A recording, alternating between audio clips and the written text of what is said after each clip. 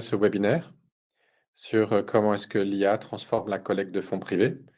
Alors, c'est un sujet qui nous passionne. Le 30 novembre 2022, il se passe quelque chose d'assez nouveau, d'assez impressionnant.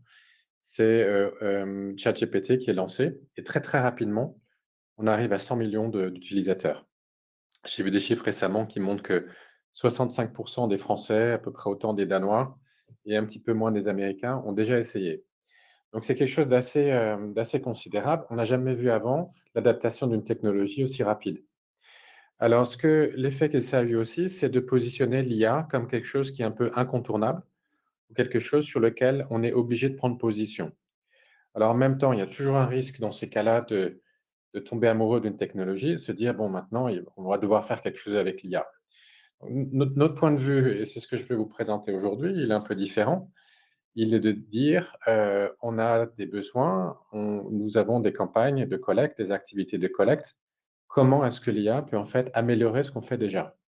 Donc, on ne parle pas forcément de révolution ici, mais on parle d'amélioration de quelque chose qui est existant, parce que maintenant, il y a des capacités technologiques qu'on n'avait pas auparavant. Et c'est ce que je vais m'attacher à vous montrer. Simplement, ce que l'on se rend compte aussi, c'est qu'il y a un peu une sorte de réalité dans l'adoption de l'IA. Et ici, on a un survey en fait, qui a été fait par l'European Fundraising Association, qui montre un peu, je trouve ça assez intéressant, donc quelle est un peu l'attitude des non-for-profit par rapport à la question. Alors, beaucoup sont curieux, c'est un peu ce qui est au-dessus, là, les chiffres 23, 22, etc. Une forme d'optimisme aussi, mais finalement, quelques-uns aussi qui disent 15%, nous, on ne voit pas trop utiliser l'IA, ou alors on ne fait pas confiance, c'est les 4%. Et puis, sinon, une partie qui dit effectivement, nous sommes déjà en route. Donc, on voit que l'adoption, elle est peut-être encore un petit peu timide, mais elle est absolument en train de se développer. Tous les chiffres le montrent. Quel est le élément qui va transformer votre collecte dans les mois, les années qui viennent? Eh bien, il y a toujours l'IA qui ressort. Pour établir un peu la distinction entre l'IA générative et l'IA prédictive, c'est un peu les deux grandes catégories qu'on voit dans le fundraising. Alors, si je commence par l'IA générative, et on a tous rencontré ChatGPT ou ce genre d'outils. Ici, on a un exemple qui est très, très concret d'une ONG au Danemark qui utilise l'IA pour concevoir en fait l'ensemble de leur campagne.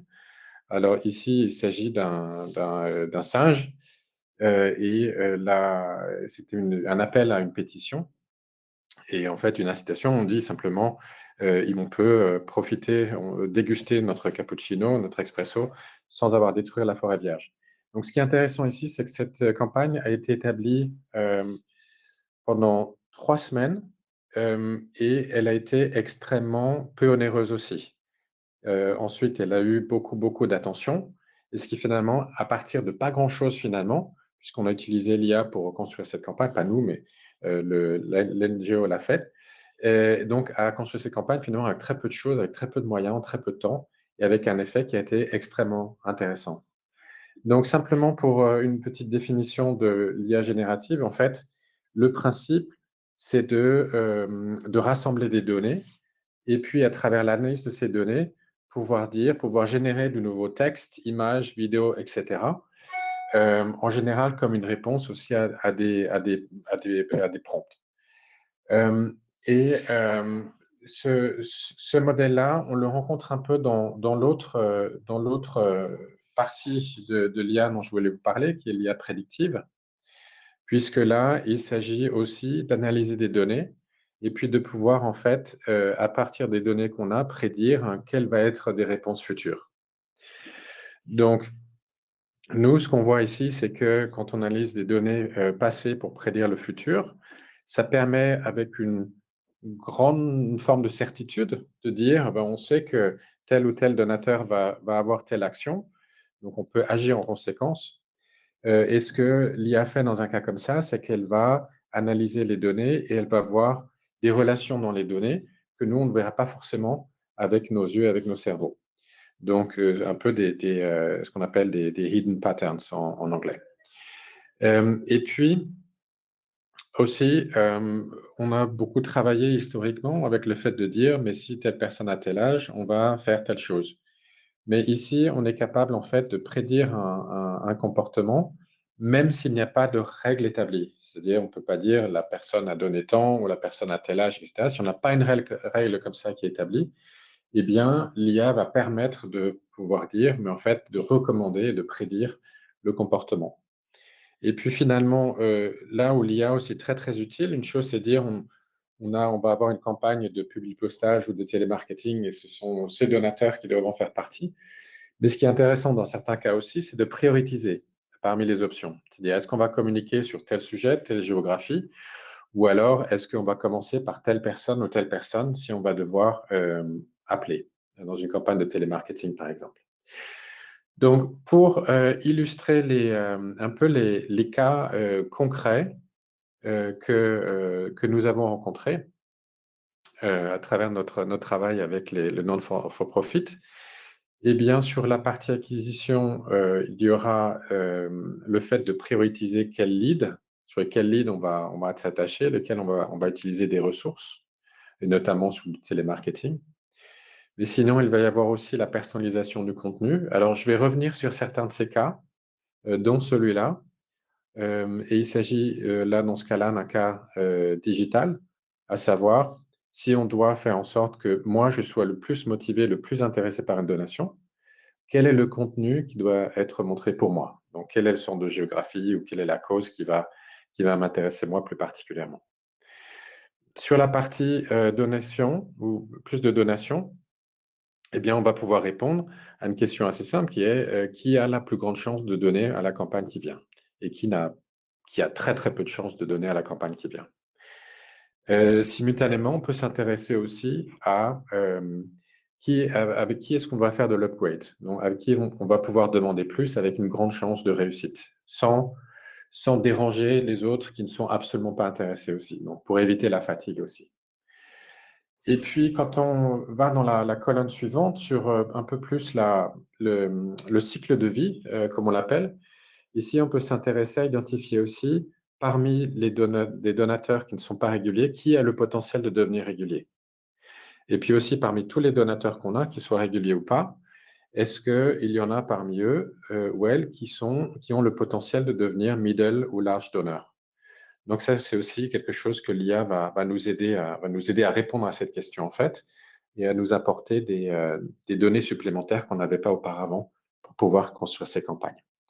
Finalement, tout à droite, l'IA peut aussi servir à détecter de l'attrition et puis aussi aider à identifier si on doit faire en sorte de développer la loyauté d'une personne individuelle, mais quelle va être la communication parmi tout ce qu'on a essayé, quelle est la communication qui sera la plus utile. Donc, moi, je vais m'attacher à montrer certains de ces cas ici.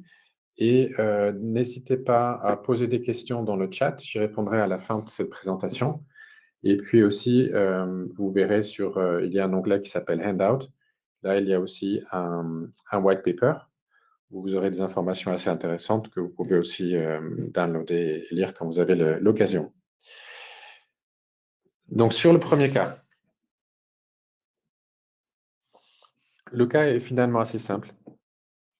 C'est une association de patients, ici en Scandinavie, qui doit envoyer une campagne de publipostage, mais qui se rend compte que finalement, même si parfois les résultats sont assez élevés, il y a encore énormément de donateurs qui ne donnent pas. Donc, est-ce qu'on n'est pas en train de gâcher des ressources à envoyer des lettres à des gens qui finalement n'en ont pas du tout l'utilité? Et c'est ce qu'on voit ici. Alors, je vais vous expliquer un petit peu ce graphe. Ce qu'on voit ici, c'est sur l'axe des X, entre 0 et 100%, on a calculé grâce à l'IA un score qui nous dit dans quelle mesure est-ce qu'un donateur individuel va répondre favorablement à une campagne de publipostage. Donc, si on prend de la gauche, on commence par des donateurs qui ont un score élevé, c'est-à-dire il y a une grande chance qu'ils donnent dans cette campagne de publipostage. Et plus on se déplace vers la droite, et moins le score va être élevé. C'est-à-dire que là, on va rencontrer des gens qui sont a priori, selon l'IA, très peu intéressés à donner. Et naturellement, mieux on sait contacter ceux qui ont une grande chance de donner. Si on commence avec eux, on va obtenir un montant de donation qui augmente assez vite, c'est l'axe des Y, jusqu'à un moment où on arrive un peu à un plateau, parce que finalement, on va continuer à dépenser de l'argent pour cette campagne, mais les donations ne vont pas être très élevées. Donc, on arrive à un point qui est un point maximum ici, qui si on arrive à contacter seulement 42% de notre base, dans ce cas-là, on va réussir à améliorer le résultat de 250 000. Et ce qui est intéressant ici, naturellement, c'est que cette information, on l'a avant d'exécuter la campagne. C'est-à-dire qu'on va pouvoir dimensionner la campagne en fonction de cette information. Après, on peut toujours choisir, hein, plus ou moins, mais en tout cas, on a, grâce à l'IA, une information supplémentaire qui nous indique qu'on va pouvoir améliorer le résultat de cette campagne et donc allouer plus de fonds pour notre cause. Le deuxième cas ressemble un peu, on est sur de l'upgrade. On est sur une grande ONG globale qui est installée aussi dans les pays nordiques, depuis les pays nordiques. Et ici, il s'agit d'allouer ces ressources de télémarketing qui sont internes et externes. Il s'agit de les allouer de manière la plus efficace, la plus aboutie possible, de manière à communiquer avec ceux qui sont le plus intéressés ou le plus intéressant pour de l'upgrade. C'est-à-dire on a le plus de chances de réussir sans les déranger. Donc là, on réalise un peu, je vais vous expliquer ce qu'on voit aussi, on réalise un peu la même chose que tout à l'heure, c'est-à-dire que pour chaque individu dans la base, on va donner un score individuel. Dans quelle mesure est-ce que cette personne, ce donateur, va pouvoir répondre favorablement à une campagne d'upgrade en télémarketing. Donc, sur ce graphe, tout ce qu'on voit en bleu foncé, ce sont ceux qui ont un score qui est élevé. C'est-à-dire, on s'attend à ce qu'ils aient une grande chance de répondre. Et c'est ce qu'on voit effectivement. Si on voit tout en bas à gauche, on voit un graphe. Si on part du bleu foncé, on se rend compte que le taux de réponse pour le premier décile, donc pour ceux qui ont le score le plus élevé, il est bien plus élevé que les autres. On est à 60%. Et plus on se déplace vers la droite, plus le score devient faible et moins on a de réponses. C'est-à-dire qu'on est capable de prédire le comportement, on est capable de dire qui va répondre, et on le fait manifestement d'après ce graphique, on le fait avec beaucoup de précision. Donc l'IA est absolument utile pour ce genre de choses. Donc une autre manière de matérialiser cette prédiction, c'est de se dire, et ça c'est le graphe qui est juste à droite aussi, qui montre le retour sur investissement parmi chacun de ces déciles. Donc, encore une fois, si c'est bleu foncé, le score est élevé, une grande chance de donation, et on se rend compte que le retour sur investissement, bien sûr, il est très élevé. Et plus on se déplace vers la droite, on voit même qu'à un moment, il y a certains de nos appels qui finalement apportent une perte, c'est-à-dire on perd de l'argent là-dessus. C'est-à-dire le coût est supérieur aux donations qui vont être générées. Donc, en d'autres termes, dans ce cas-là, le client peut très bien ne pas appeler 40 ou 50% de ceux qu'ils auraient sinon appelés, puisque cette activité va générer des pertes. Et plutôt, on va se focuser sur la partie à gauche, sur ceux qui ont un score très élevé, ceux qui vont répondre, et c'est ceux qui seront aussi favorables à ce type d'action.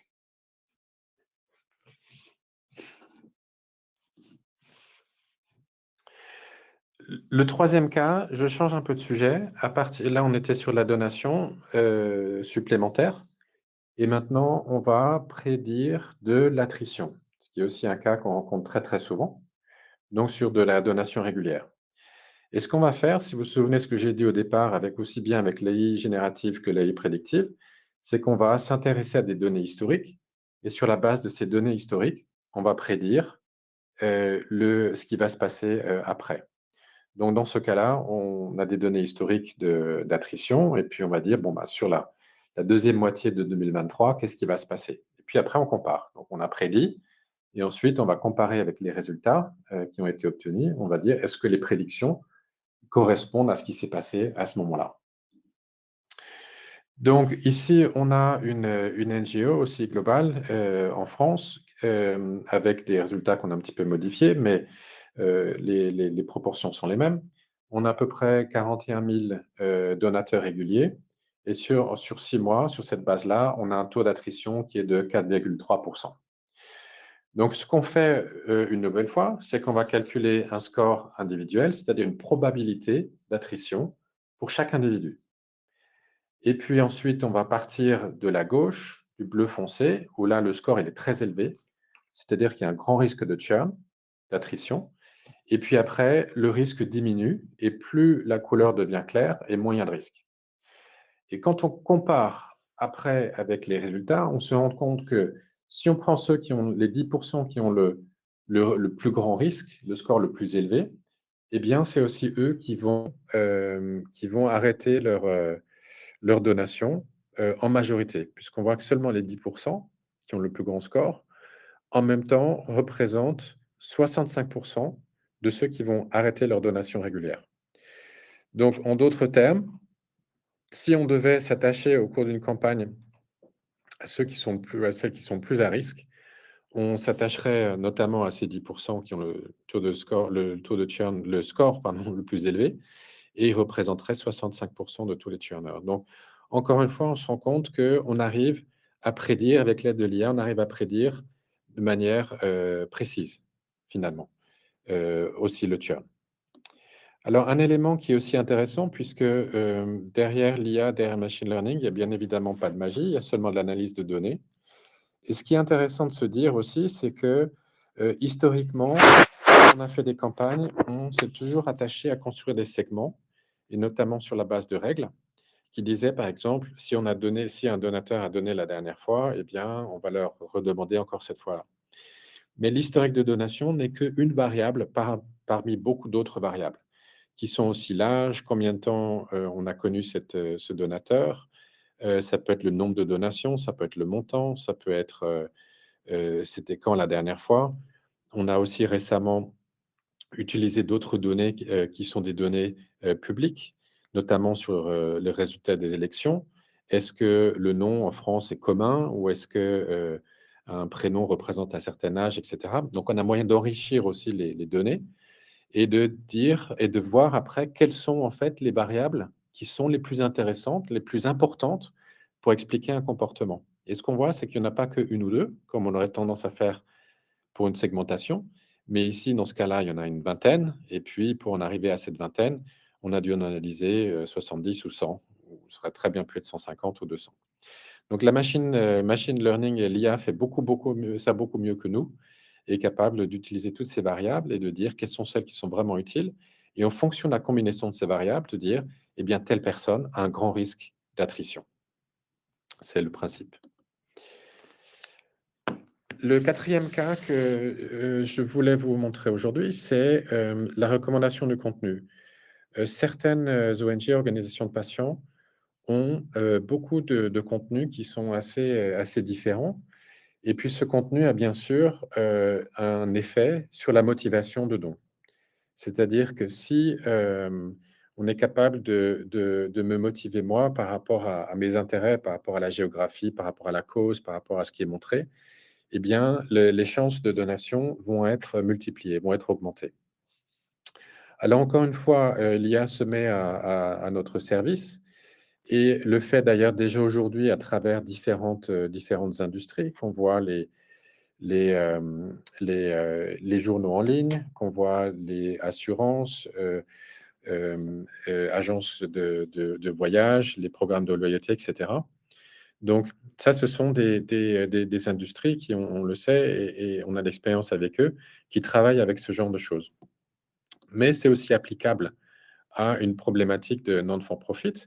Et je vais simplement ici expliquer de manière un peu concise comment est-ce que l'IA fonctionne, comment est-ce qu'à travers l'IA, on est capable de déterminer si moi, c'est un thème particulier qui m'intéresse ou alors un autre thème, une photo ou une autre photo. Donc, ce que l'IA fait dans un cas comme ça, c'est que l'IA va s'intéresser à faire une analyse du contenu.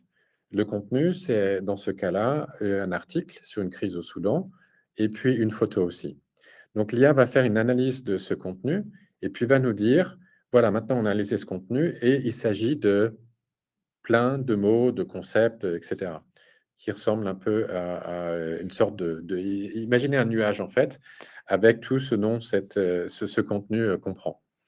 Et puis après, l'IA va faire exactement la même chose avec un donateur. Quand un donateur, clique sur un email, clique sur un site ou une landing page, tout ça, ce sont des informations qui vont être ou répond à une campagne aussi. Donc tout ça, ce sont des informations qui nous montrent que cette personne a un intérêt sur certains thèmes, sur certains concepts, certains mots. Et on va aussi de la même manière donc, établir une forme de nuage pour le donateur qui nous dit: «Ce donateur a ces intérêts-là». Et après, on va prendre tout le contenu qui est disponible. Par exemple, sur le site, ce sera tous les articles, et puis on va faire un match et on va dire dans quelle mesure est-ce que cet article se trouve finalement proche de la zone d'intérêt du donateur. Et puis après, vous pouvez prendre, 100 articles ou 1000 articles et puis vous allez pouvoir les prioriser de 1 jusqu'à 100, jusqu'à 1000 en disant: «Quels sont ceux qui sont les plus intéressants pour moi? Quels sont ceux qui vont faire en sorte que, eh bien, je vais avoir un intérêt pour cet article et je vais augmenter la donation, la chance de donation». C'est le principe, de la recommandation et un exemple derrière, je vais passer un petit peu vite. À quoi utiliser ces recommandations? Mais si vous utilisez déjà l'email aujourd'hui si vous avez un envoi périodique d'email, une lettre d'information par exemple, eh bien, vous pouvez choisir parmi tout le contenu que vous avez déjà produit, qui est disponible, quel est celui qui est le plus intéressant pour chaque personne. Et puis aussi, si vous avez une campagne d'email, si vous ne souhaitez pas l'envoyer à tout le monde pour des questions d'éviter la fatigue ou parce que vous savez que vous en avez plusieurs, peut-être, il y en a d'autres qui viennent aussi, eh bien, vous pouvez sélecter en fait quels sont les abonnés à votre email qui vont être le plus intéressés par cette activité, par cette campagne. Avec un exemple ici. Ce qui est intéressant de voir aussi, c'est que, bien sûr, quand on travaille avec l'IA, ce qui est important, c'est l'automatisation, puisque sinon on ne va pas être capable d'exécuter ce type on va pas pouvoir être capable de retirer le maximum de bénéfices. Donc en l'occurrence ici, si vous voyez un cas avec, 428, à gauche, 428, contenus disponibles, on s'attache à faire en sorte qu'on va identifier le top 10 et c'est ceux-là qui vont être présentés dans chaque email individuellement. Il y a des solutions techniques pour faire ce genre de choses et un résultat qu'on a vu très, très concrètement, bon, c'était dans un autre vertical, en l'occurrence, c'était, pour des voyages, mais on se rend compte que, le nombre de clics ou le click-through rate, comme on l'appelle, a été augmenté de plus 120 à partir du moment où on a montré de la personnalisation, enfin des articles qui étaient les plus intéressants. Donc il y a un vrai, vrai, vrai effet, par rapport au succès des campagnes. Et puis pour terminer ce cas-là aussi, donc on peut utiliser la recommandation des contenus sur une landing page, sur un site. Par exemple, sur la première page, vous allez pouvoir montrer quels sont le contenu qui est le plus intéressant pour chaque individu qui va venir, quand vous pouvez l'identifier. Ou alors, si vous avez beaucoup de visiteurs et normalement, nos clients non for profit, c'est ça qui se passe, c'est quand il y a un visiteur sur le site, la personne va venir par le SEO, par Meta, par un email, et cetera. Donc on a déjà une idée de ce qui intéressait la personne et dans ce cas-là, on va pouvoir montrer un contenu similaire ou un contenu qui est lié à la recherche et au deep link qui a fait en sorte que la personne est venue sur le site. Et là, pareil, on voit des résultats qui sont absolument probants en termes de combien de pages vont être visitées, est-ce que l'article va être lu? Et puis ça a naturellement toujours un effet, une corrélation après sur la donation. Donc simplement pour en montrer un exemple ici, comment est-ce qu'on peut, utiliser en fait une page et des emails qui ont différents contenus et ces contenus-là peuvent être donc modulables en fonction de ce qui est intéressant pour chaque individu. Alors, simplement pour, terminer, j'aurais peut-être pu commencer par là, mais simplement, qui on est, on est donc une plateforme qui utilise l'IA pour faire ses prédictions comme ce que j'ai présenté tout à l'heure. Et vous voyez avec certains des clients avec lesquels on travaille, donc à travers l'Europe. sachant que, nous sommes très, très attachés à utiliser l'innovation, notamment l'IA, dans une problématique éthique, puisqu'on peut toujours se poser la question: «Pourquoi est-ce qu'on fait ce qu'on fait? Est-ce qu'on peut utiliser l'IA? Quel est l'effet de l'IA? Comment est-ce qu'on fait l'IA? Comment on utilise les données? Est-ce que c'est quelque chose qu'on peut justifier?» Sachant que nous sommes nés aussi après 2019, qui fait que, la problématique de RGPD sont aussi très, très, très, très importantes. Ce que je voulais, vous montrer de manière plus importante, plus intéressante peut-être, c'est qu'on rencontre très, très souvent la question, disant: «Mais c'est intéressant, je vois telle NGO, telle organisation de patients a eu tel résultat, mais est-ce que c'est quelque chose qui pourrait travailler pour moi aussi? Est-ce que c'est quelque chose qui marcherait pour moi? Est-ce que j'ai les données? Est-ce que je pourrais moi aussi avoir des résultats?» Donc ce qu'on a fait, c'est qu'on a un concept de test et que je veux naturellement bien vous proposer de faire. Si vous êtes intéressé, vous pouvez me contacter après et puis on peut regarder ensemble. Mais un test, qui n'est donc pas payant, pour voir, dans quelle mesure est-ce que, dans vos données, est-ce qu'il y a un pouvoir explicatif, en fait, qui fait qu'on peut utiliser l'IA, prédire la les réponses et donc obtenir de bien meilleurs résultats. Donc la manière dont ça se passe, c'est qu'en identifiant d'abord un cas, que ce soit, de l'email, que ce soit du télémarketing, que ce soit de la rétention et puis après, en nous donnant accès à ces données, on a automatisé beaucoup de process, donc c'est relativement facile pour nous à faire. On peut, analyser ces données, et puis construire des modèles de tests, analyser sur l'historique et puis dire dans quelle mesure est-ce qu'on aurait pu améliorer les résultats des campagnes. Donc ça, c'est quelque chose qu'on fait assez fréquemment, qui donne, en tout cas à nos clients, déjà des indications sur la validité des données, sur combien est-ce qu'ils auraient pu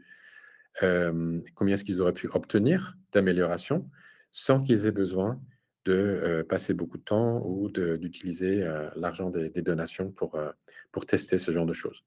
Donc si vous êtes intéressé, encore une fois, c'est quelque chose que vous pouvez me contacter et on peut rentrer en dialogue avec sur ce sujet-là. Il nous reste, 1 minute ou 2 pour, des questions éventuelles. Alors, effectivement, toujours, sur dans quelle me combien de données il faut en fait pour qu'on puisse appliquer l'IA? Ça c'est une question qui est absolument pertinente. Encore une fois, l'IA n'est pas de la magie, mais simplement de l'analyse de données historiques. Donc, il faut suffisamment de données historiques pour y parvenir. Et quand je dis suffisamment de données historiques, ça peut être dans les centaines d'observations ou les milliers d'observations. Il faut que la base ait quelques milliers, en tout cas, ou voire plus, bien sûr, mais à partir de quelques milliers de donateurs, la taille est intéressante pour appliquer l'IA. Et dans une autre mesure aussi, il faut un certain nombre d'observations, c'est-à-dire combien est-ce qu'on donnait précédemment à des campagnes et c'est en fait les 2 qui sont importants pour savoir est-ce qu'on a suffisamment de données pour appliquer l'IA. Donc ici, on parle de centaines, plutôt de milliers d'observations, en fait. Alors sur les grands donateurs, donc on peut pas appli et c'est des questions, c'est des raisons pour lesquelles on ne peut pas appliquer l'IA forcément sur, prévoir le comportement des grands donateurs, parce que les grands donateurs, n'ont ou des legs d'ailleurs, parce que, on a suffisamment en général quand même assez peu de volume. Par contre, ce qui est possible de faire, c'est analyser les donateurs, enfin sur la collecte privée et de dire: «Parmi cette base-là, qui a le potentiel de se déplacer vers du middle ou du large donor?» Ça c'est un cas qui est complètement possible.